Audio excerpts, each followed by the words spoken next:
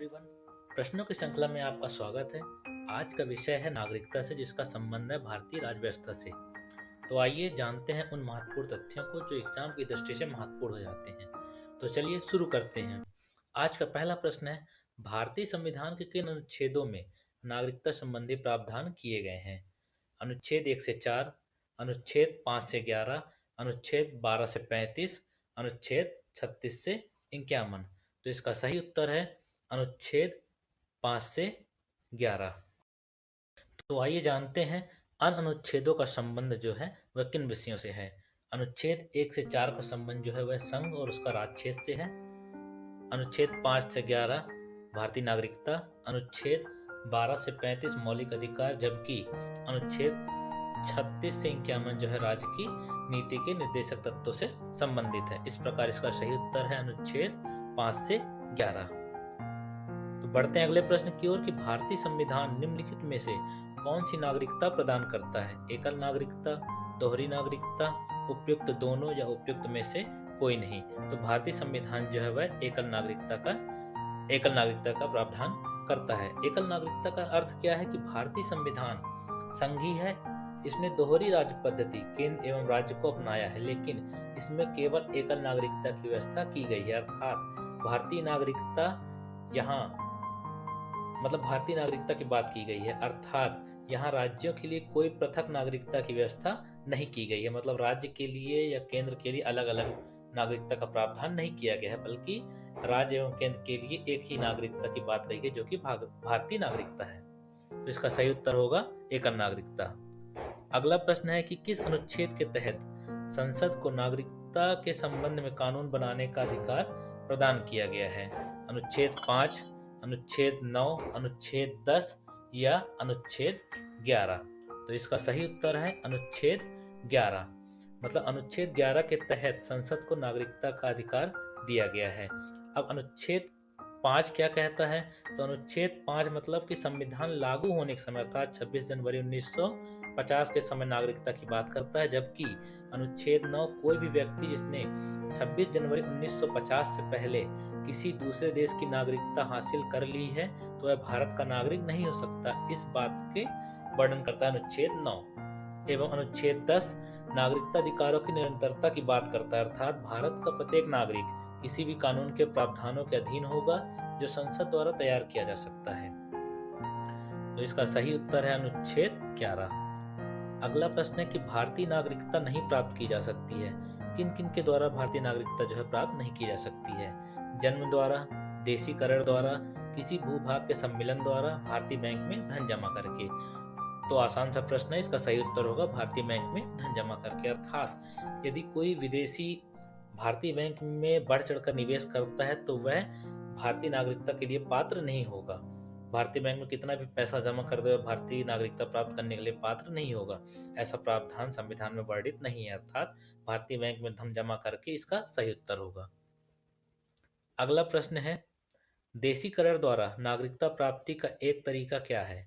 माता पिता की नागरिकता, भाई बहन की नागरिकता, विदेशी पुरुष से विवाह करने पर, विदेशी से मित्रता करने पर। तो इसका सही उत्तर है विदेशी पुरुष से विवाह करने पर। अगला प्रश्न है, नागरिक बनने की निम्नलिखित शर्तों में से एक आवश्यक शर्त क्या है? राज्य की सदस्यता, उच्च परिवार की सदस्यता, उच्च जाति की सदस्यता या किसी धर्म का समर्थन। तो इसका सही उत्तर है राज्य की सदस्यता। अगला प्रश्न है, पाकिस्तान में आकर भारत में नागरिकता प्राप्त करने संबंधी प्रावधान का वर्णन निम्नलिखित में से किस अनुच्छेद में वर्णित है? अनुच्छेद 6, अनुच्छेद 8, अनुच्छेद 9 या अनुच्छेद 11। तो इसका सही उत्तर अनुच्छेद 6, जबकि 9 और 11 के बारे में हमने पिछले प्रश्न में पढ़ा है। अब अनुच्छेद 8 क्या कहता है यह जानते हैं। तो अनुच्छेद 8 भारतीय मूल के वैसे लोगों की नागरिकता का अधिकार के बारे में बात करता है जो भारत के बाहर निवास कर रहे हैं। तो इसका सही उत्तर है अनुच्छेद 6। अगला प्रश्न है, नागरिकता के लोप होने का एक नियम है परिवार से बिछड़ जाने पर, देशद्रोह का अपराध सिद्ध होने पर, भ्रमण के लिए विदेश जाने पर या शिक्षा के लिए विदेश जाने पर। तो लोप होने का नियम जो है देशद्रोह का अपराध सिद्ध होने पर। यदि आप पे कोई मुकदमा चल रहा है वह देशद्रोह के देशद्रोह से संबंधित है और इसमें आप दोषी पाए जाते हैं तो नागरिकता के लोप होने का नियम संविधान में वर्णित है। अर्थात इसका सही उत्तर होगा देशद्रोह का अपराध सिद्ध होने पर। अगला प्रश्न है कि एक व्यक्ति नागरिकता के अधिकार कैसे खो सकता है, इनमें से क्या कारण हो सकता है नागरिकता के अधिकार खोने के। एक व्यक्ति किसी दूसरे देश में 2 महीने के लिए चला जाता है, एक व्यक्ति दूसरे राज्य की नागरिकता ले लेता है, एक व्यक्ति राज्य के लिए कर्तव्यों का प्रदर्शन नहीं करता है, एक व्यक्ति बहुराष्ट्रीय कंपनी में काम करता है। इसका सही उत्तर होगा एक व्यक्ति दूसरे राज्य की नागरिकता ले लेता है। अगला प्रश्न है निम्नलिखित में से कौन सी शर्त भारत की नागरिकता प्राप्त करने के लिए नहीं है। अधिवास, वंशाक्रम, पंजीकरण या संपत्ति स्वामित्व। तो इसका सही उत्तर है संपत्ति स्वामित्व। अगला प्रश्न है, अगले प्रश्न पहले आपको क्या आप जानते हैं कि क्या आपको पता है कि 1955 का नागरिकता अधिनियम क्या है या किन किन आधारों पर नागरिकता प्रदान करने के बारे में बात करता है। तो वर्ष 1955 का नागरिकता अधिनियम नागरिकता प्राप्त करने के 5 तरीकों को निर्धारित करता है, जैसे जन्म, वंश, पंजीकरण, देशीकरण और क्षेत्र का समावेश। इन आधारों पर भारतीय नागरिकता प्राप्त करने के लिए कोई भी व्यक्ति पात्र हो सकता है। अगला प्रश्न है भारत की नागरिकता निम्नलिखित में से किस प्रकार प्राप्त की जा सकती है। जन्म से, वंशानुक्रम से, देशीकरण से, उपयुक्त सभी से। तो सभी के आधार पर भारतीय नागरिकता प्राप्त की जा सकती है। अगला प्रश्न है कि नागरिकता प्राप्त करने व खोने के विषय में विस्तार से चर्चा कहाँ की गई है। संविधान के भाग 2 में, 1955 के नागरिकता कानून में, संविधान की प्रथम अनुसूची में, संसद के विविध अधिनियमों में। तो इसका सही उत्तर है 1955 के नागरिकता कानून में। तो संविधान के भाग 2 में नागरिकता खोने के नहीं बल्कि नागरिकता के प्राप्त करने के बारे में चर्चा की गई है। एवं संविधान की प्रथम अनुसूची में भारतीय संघ के घटक राज्य एवं संघ शासित क्षेत्रों का उल्लेख किया गया है। तो इसका सही उत्तर है 1955 के नागरिकता कानून में। अगला प्रश्न है पाकिस्तान में आकर भारत में नागरिकता प्राप्त करने संबंधी प्रावधान का वर्णन निम्नलिखित में से किस अनुच्छेद में वर्णित है। अनुच्छेद 6, अनुच्छेद 8, अनुच्छेद 9 या अनुच्छेद 11। तो इसका सही उत्तर है अनुच्छेद 6। अनुच्छेद 9 और 11 के बारे में तो आप पहले से जान चुके हैं। तो आइए जानते हैं कि अनुच्छेद 8 क्या कहता है। तो अनुच्छेद 8 भारतीय मूल के वैसे लोगों के नागरिकता अधिकार जो भारत के बाहर निवास कर रहे हैं उनकी बात करता है। तो इसका सही उत्तर है अनुच्छेद 6। अगला प्रश्न है कि नागरिकता के लोप होने का एक नियम है परिवार से बिछड़ जाने पर, देशद्रोह का अपराध सिद्ध होने पर, भ्रमण के लिए विदेश जाने पर या शिक्षा के लिए विदेश जाने पर।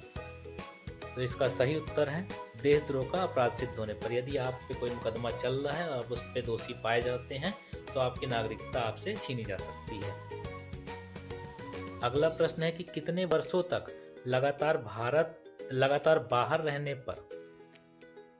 अगला प्रश्न है कितने वर्षों तक लगातार बाहर रहने पर नागरिकता समाप्त हो जाती है। 3 वर्ष, 5 वर्ष, 7 वर्ष, 9 वर्ष। तो इसका सही उत्तर है 7 वर्ष। यदि आप 7 वर्ष या 7 वर्ष से अधिक समय तक बाहर निवास करते हैं तो आपकी नागरिकता जो है वह छिन सकती है। अगला प्रश्न है कि ऐसे सभी व्यक्ति जो एक निश्चित समय काल या उसके पश्चात भारत में जन्म ग्रहण किया हो उन्हें जन्मजात भारतीय नागरिक समझा जाएगा। तो वह समय कौन सा है। 15 अगस्त 1947, 1 जनवरी 1949, 26 जनवरी 1950, 15 अगस्त 1950। तो इसका सही उत्तर है 26 जनवरी 1950 अर्थात संविधान लागू होने के समय या उसके बाद से। अगला प्रश्न है कि निम्न में से किस स्थिति में किसी भारतीय व्यक्ति की भारतीय नागरिकता समाप्त हो सकती है। त्यागने पर, पर्यावसन पर, वंचित किए जाने पर या उपयुक्त सभी पर। तो इसका सही उत्तर है उपयुक्त सभी। अगला प्रश्न है निम्न में से किस स्थिति में किसी व्यक्ति को भारतीय नागरिकता से वंचित नहीं किया जा सकता है। निर्वाचन के दौरान, आपातकाल के दौरान, युद्ध के दौरान या उपयुक्त सभी। तो इसका सही उत्तर है उपयुक्त सभी। अर्थात किसी भी स्थिति में भारतीय नागरिकता से वंचित नहीं किया जा सकता है। अगला प्रश्न है कि भारतीय संविधान में नागरिकता के प्रावधान कब लागू हुए। 1950, 1949, 1951, 1952। तो इसका सही उत्तर है 1949। अर्थात कि 26 नवंबर 1949 को जब संविधान को अंगीकृत किया गया था, तब संविधान की 4 व्यवस्थाओं के अंतर्गत संसद, नागरिकता, चुनाव एवं संविधान के अस्थायी प्रावधानों को तुरंत लागू कर दिया गया था। तो इसका सही उत्तर है बी 1949। अगला प्रश्न है कि भारतीय संविधान के अंतर्गत भारत के नागरिकों को वे कौन से अधिकार प्राप्त हैं जो गैर नागरिकों को नहीं है।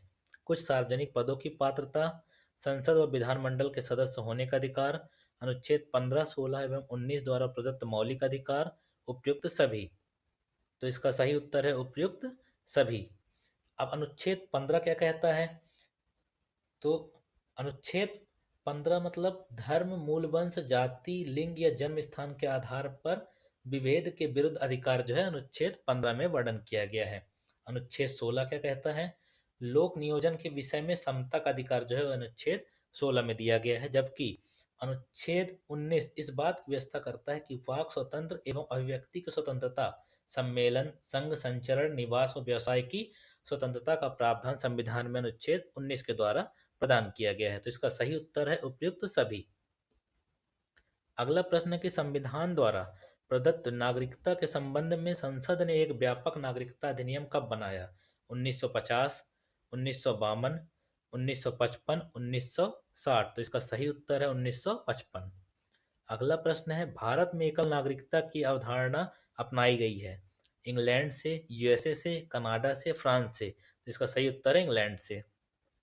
अगला प्रश्न है कि भारत में रहने वाला ब्रिटिश नागरिक दावा नहीं कर सकता व्यापार और व्यवसाय की स्वतंत्रता का अधिकार, विधि के समक्ष समता के अधिकार का, जीवन और व्यक्तिगत स्वतंत्रता की सुरक्षा के अधिकार का, या धर्म की स्वतंत्रता के अधिकार का। तो इसका सही उत्तर है व्यापार और व्यवसाय की स्वतंत्रता के अधिकार का, जो अनुच्छेद 19 में वर्णित है। अगला प्रश्न है किस देश में दोहरी नागरिकता का सिद्धांत स्वीकार किया गया है? भारत, कनाडा, ऑस्ट्रेलिया, संयुक्त राष्ट्र अमेरिका। तो इसका सही उत्तर है संयुक्त राष्ट्र अमेरिका। अगला प्रश्न है कि नागरिकता निम्न में से किन विधियों द्वारा प्राप्त की जा सकती है? जन्म के द्वारा, आनुवंशिकता के द्वारा, पंजीयन द्वारा, अनुरोध द्वारा। तो अनुरोध द्वारा तो बिल्कुल नहीं की जा सकती। जन्म, आनुवंशिकता, पंजीयन। तो इसका सही उत्तर होगा 1, 2, 3 अर्थात ऑप्शन बी। अगला प्रश्न है कि नागरिकता प्राप्त करने के लिए शर्तें निर्धारित करने वाला सक्षम निकाय कौन सा है? चुनाव आयोग, राष्ट्रपति, संसद, संसद और विधानसभाएं। तो इसका सही उत्तर होगा संसद, ना कि विधानसभाएं, ऑप्शन सी।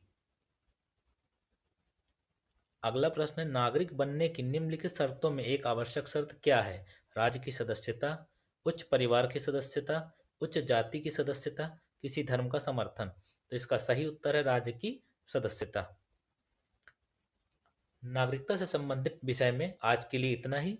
कल फिर मिलेंगे नए टॉपिक के साथ अगले वीडियो में। तब तक बने रहिए हमारे साथ और देखते रहिए हमारे अन्य तथ्यों के लिए जो बनाए जा रहे हैं वीडियो, उन्हें भी आप देखते रहिए और पढ़ते रहिए।